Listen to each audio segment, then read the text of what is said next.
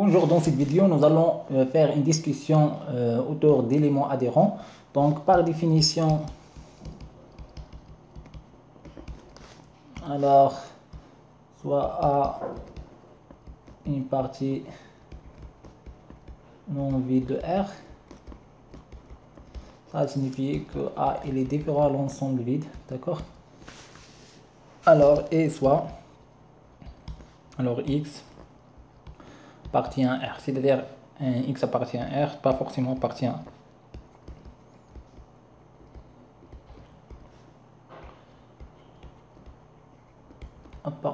A. Donc on dit que X alors est adhérent à A. Alors il y a équivalence ici, quel que soit epsilon alors supérieur à 0, d'accord? Donc là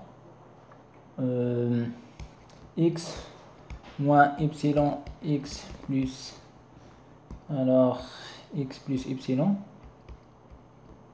d'accord, ici intersection A, alors il est différent à l'ensemble vide, d'accord? Donc là les discussions étaient sur ce que ici on a équivalence ou bien on a juste implication comme ça, d'accord? Est-ce que X est adhérent à A implique seulement qu'on a ça ou bien on a l'équivalence?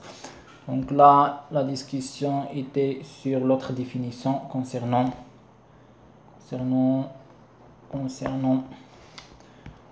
l'élément adhérent, mais c'est la même chose. Donc là on a équivalence, d'accord? Et alors on va passer vers la partie suivante ici. Donc là concernant la vidéo que j'ai déjà fait, donc j'ai fait que soit et un intervalle ouvert de x de centre x0, donc là doit être, d'accord? Donc là pour tout intervalle, d'accord, pour tout intervalle ouvert de centre, là je dois dire, d'accord, je dois dire que pour tout intervalle,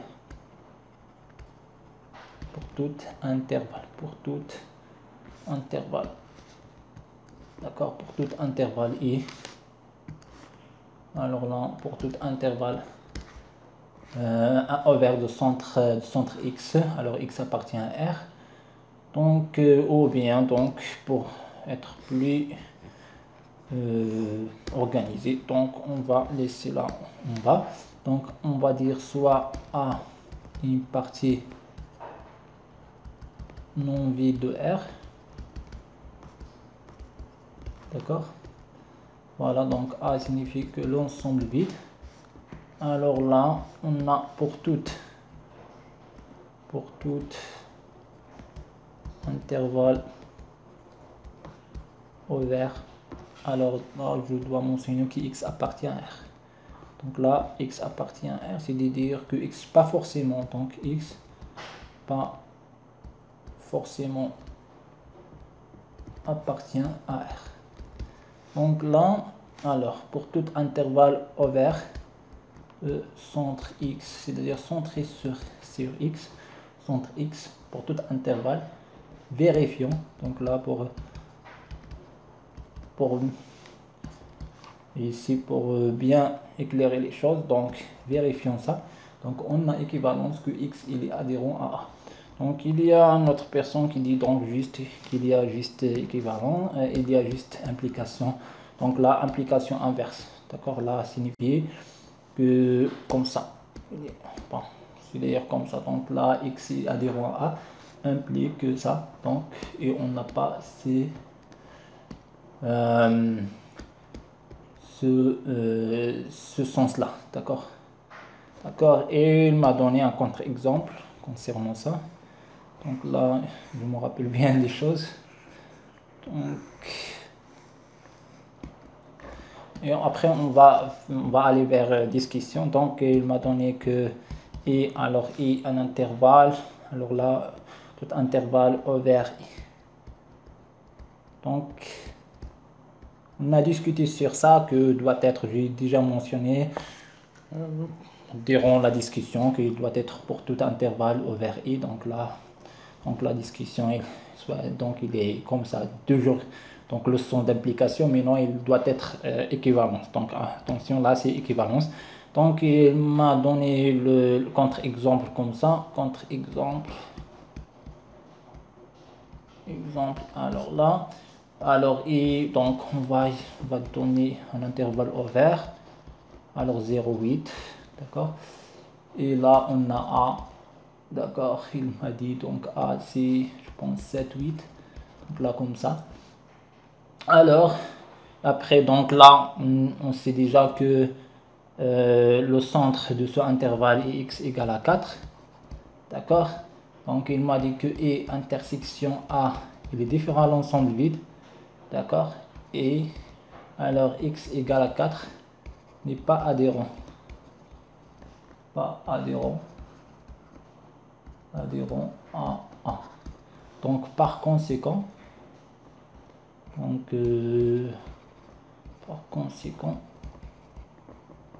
alors là on n'a pas l'autre sens, d'accord, c'est-à-dire on n'a pas l'autre sens, donc c'est-à-dire qu'on a ce sens là, il est pardon, donc ce sens là comme ça il est interdit, d'accord, à cause non c'est l'autre, donc là c'est comme ça, il est interdit. Donc là puisque donc on a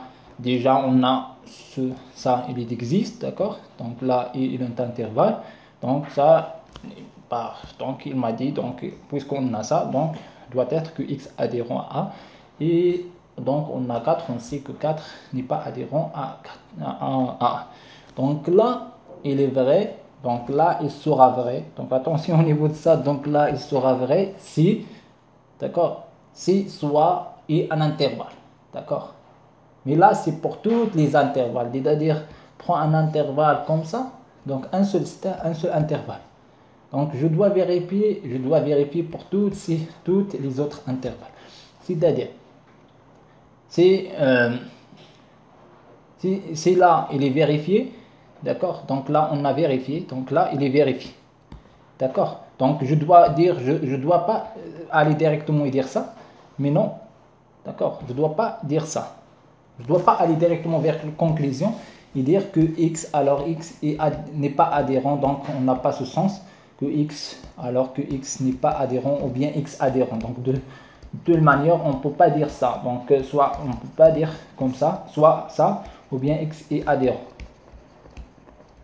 je peux rien dire maintenant, je peux rien dire sur ça, d'accord, c'est que pour montrer que x adhérent, d'accord, pour montrer que x adhérent, je dois vérifier pour tout intervalle, c'est-à-dire pour tout intervalle ouvert de x, alors là et c'est un seul intervalle parmi les intervalles, d'accord, c'est ça le problème, donc là c'est ça le problème, donc qui fait la confusion. Pour cela on n'a pas ce sens là, mais non, on a le sens 1, on a ce sens et on a le sens inverse, on a ce sens là, d'accord, c'est-à-dire que et l'intersection A, les différents ensembles vides, donc pour tout intervalle ouvert de I, donc tous les intervalles de I, de centre X, c'est-à-dire je dois vérifier pour tous les intervalles, I1, I2, I3, I4, etc., jusqu'à les intervalles de I, jusqu'à tous les intervalles de I du centre X, c'est-à-dire je ne vais pas prendre seulement un intervalle, d'accord, je fais ça, je fais cette vérification, alors je dis que voilà, que puisque x n'est pas adhérent, alors là voilà, donc je ne dois pas dire ça, d'accord, donc pour vérifier, pour dire que x est un adhérent, donc là x il est adhérent à A, donc pour tous les intervalles, c'est-à-dire ici, donc prends un intervalle i, d'accord, comme ça, donc dire comme ça et dire que x n'est pas adhérent, donc on peut pas conclure, on peut pas dire ça, on peut pas conclure à ce stade-là, d'accord, donc on doit vérifier tout ça, d'accord, on doit vérifier pour toutes les i, d'accord, et après on peut conclure que x est un adhérent, donc là pour tous les intervalles ouverts, donc alors là implique que x est un adhérent. Par contre pour pour montrer que x n'est pas adhérent, donc il suffit de prendre un intervalle qui est ouvert. Donc là, l'intervalle ouvert 0, 4, tel que l'intersection, donc 0. Donc je peux prendre, aussi je parle de 4, alors de 4, alors je peux prendre, alors là c'est 4, je peux prendre 2, alors 4, alors là, voilà 4, donc là 3, 5. D'accord, donc 4, 3, 5, c'est un intervalle ouvert de centré de x, d'accord, mais il ne vérifie pas. Donc là, on a ça, donc c'est l'ensemble vide. Donc là, je dois dire directement, donc là, aller directement que x n'est pas adhérent. D'accord. Donc là, c'est pour tous les intervalles. C'est la première chose à faire. D'accord, c'est parmi, c'est ça. Donc là, au niveau de autour discussion autour de éléments adhérents. Donc maintenant, on allait plus loin, donc dans la discussion plus générale, d'accord, sur les définitions mathématiques de façon générale. Est-ce que les définitions mathématiques sont faites par équivalence ou bien par... C'est ça la question, c'est pour ça ma question que j'ai déjà posée. Donc c'est est-ce que les définitions mathématiques sont faites par les équivalences ou bien par les implications? C'est ça la question. C'est-à-dire c'est x est un élément donc adhérent. Donc là adhérent, x adhérent à bon, je dois dire tout ça. Donc là, alors soit R, soit bon, A à une partie non vide de R. D'accord, donc là, on a ça, x appartient à R, d'accord. Alors, x est adhérent à A. Alors, est-ce que, donc là, c'est de la définition. Donc là, c'est les définitions, par définition. Donc, lorsqu'on voit les définitions, est-ce que les définitions sont faites par équivalence ou bien par l'implication? Donc là, c'est l'élément. Donc là, élément x, c'est une juste phrase, d'accord? Donc, x adhérent à A. Donc, je peux dire, pour moi, en arabe, donc x yahtaku bi A. Donc, en anglais, donc, x is adhere of A. Ok, donc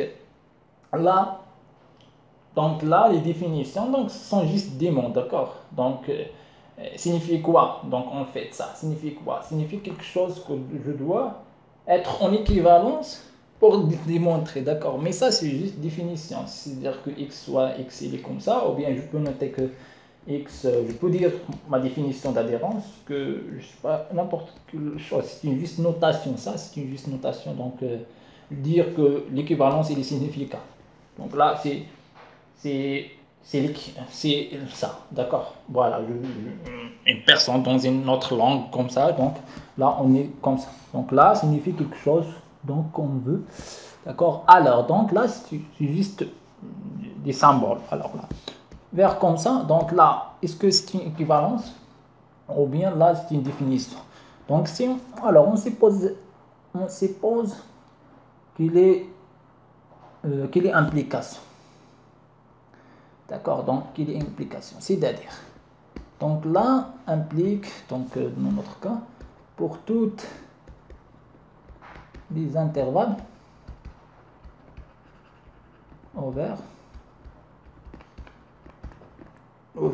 centrés sur x, donc sur x, alors vérifions, alors i inter, dans tous les intervalles i, il est différent de l'ensemble vide. Là, donc, signifier, donc là, signifie, tout ça, signifie condition nécessaire dans le cours de raisonnement, donc condition nécessaire pour avoir c'est ça, pour avoir ça. D'accord? Donc, là, alors on note P pour avoir P. C'est-à-dire, une condition nécessaire, mais pas suffisante. C'est-à-dire quoi? Une condition nécessaire, voilà, elle est nécessaire pour ça, mais je dois ajouter quelque chose afin d'être suffisant. C'est-à-dire, là, c'est une condition. Alors, je parle au niveau de l'implication. Attention, donc là, c'est pas un équivalent. Donc, je parle au niveau de l'implication. C'est-à-dire que ça, c'est une condition juste nécessaire pour avoir P, mais je dois ajouter quelque chose pour on a suffisant. Donc là, si je fais ça, donc là, au niveau de l'implication, n'est pas suffisant. Donc, je ne peux pas dire qu'à travers ça, on applique ça. Je vais dire qu'à la fin, que X est adhérent à. Attention, donc là,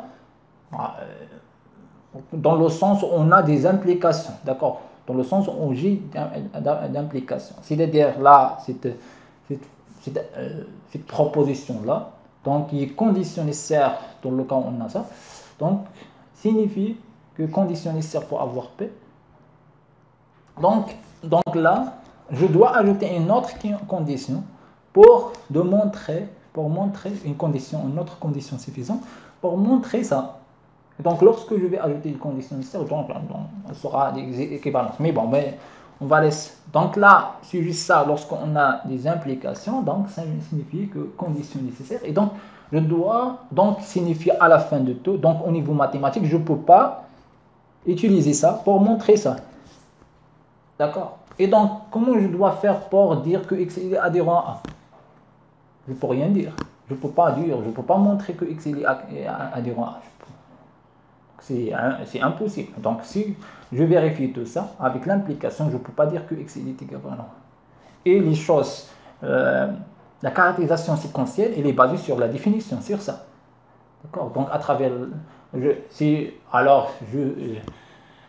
quelqu'un me dit, alors je vais utiliser la caractérisation séquentielle, alors il est déjà basé sur ça. Donc, je ne peux pas utiliser la caractérisation séquentielle pour montrer ça, pour montrer qu'on va passer par ça, donc puisqu'on a juste implication.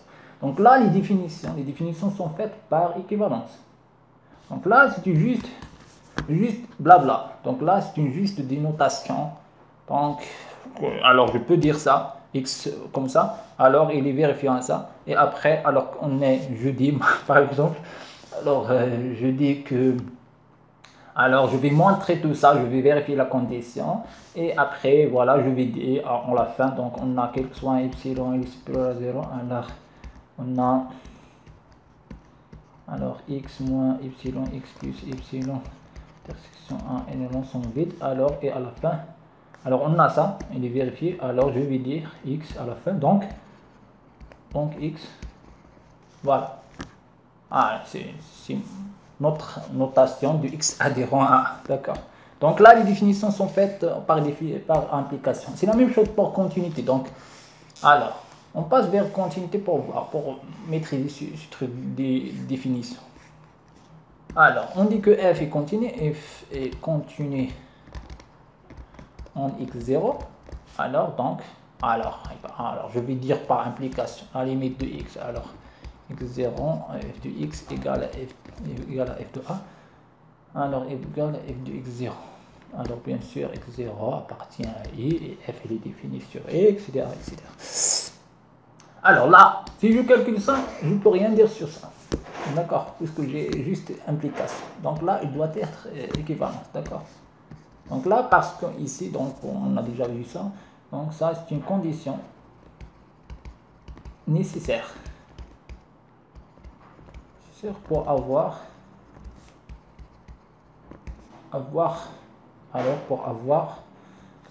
P. Là, c'est-à-dire que je dois ajouter une autre condition, d'accord, pour laquelle donc il sera suffisant. Donc une condition nécessaire est suffisante, donc il donne à la fin équivalence. Alors, donc au niveau d'implication P, on va noter Q ici. Donc on revient en arrière. Donc là, c'est une condition nécessaire pour avoir P. Et donc Q est une condition nécessaire pour avoir P. Et P est une condition suffisante pour avoir Q. Donc là, si je fais l'équivalence, donc là, il sera Q, c'est de l'autre, c'est comme ça. Alors, comme ça, il sera Q, une condition nécessaire pour avoir P. Et comme ça, donc, et comme ça, il sera Q, et donc là Q là première, donc la première condition il est vérifié par ce sens là, et la deuxième condition il est vérifié par ce sens là, parce que là dans ce cas là Q il sera une condition suffisante pour avoir P. Et donc là, Q est une condition nécessaire pour avoir P et est une condition suffisante pour avoir P. Et donc là, on a équivalence. Donc là, on a une condition nécessaire pour avoir, donc il doit être, et suffisante.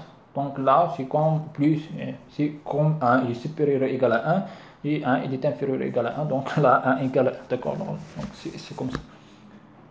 Donc voilà concernant, donc là, attention au niveau de ça, donc les définitions sont faites par équivalence.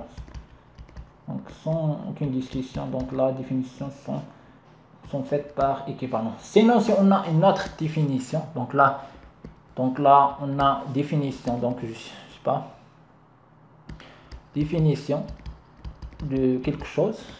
Alors là, définition de quelque chose, limite ou bien une définition de la limite, etc. Donc là, après, je peux conclure sur la limite, d'accord? Donc je peux dire que, alors, si f est positif, donc là, alors cela implique que la limite, donc là, x est positif par exemple, d'accord?